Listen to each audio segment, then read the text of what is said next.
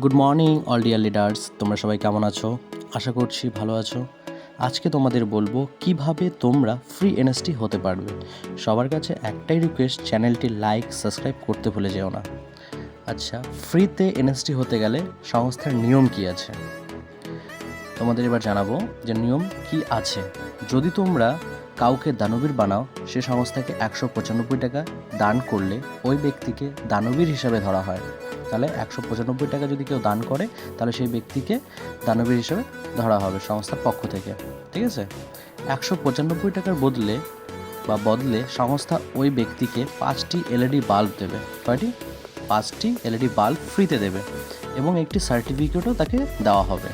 এইভাবে যদি তোমরা 500 দানবীর বানাও, তাহলে তুমি ফ্রিতে এনএসটি হতে পারবে। এবং এর জন্য সংস্থা খুব কম সময় দিয়েছে, তার জন্য তোমরা যত দ্রুত 500 দানবীর করবে, তাহলে ফ্রি এনএসটি হতে পারবে। আচ্ছা, এবার আসি এনএসটি হলে আমাদের ইনকাম কত হবে, তাই না? এনএসটি তো হয়ে গেলাম, এবার আমাদের ইনকামের অনেকজনেরই প্রশ্ন থাকে যে ইনকাম আমরা কত করব।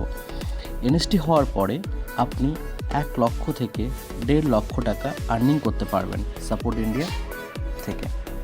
আমার ভিডিওগুলি তোমাদের যদি খুব ভালো লাগে, তাহলে প্লিজ সাবস্ক্রাইবটা করতে ভুলো না, আর শেয়ার করো, ভিডিওটাকে শেয়ার করো। আমি আরেকবার রিপিট করছি যে তোমাদের ফ্রি এনএসটি হতে গেলে তাহলে কী করতে হবে? 500 দানবীর তৈরি করতে হবে। 500 দানবীর করলেই তোমরা একদম বিনামূল্যে এনএসটি হয়ে যাবে।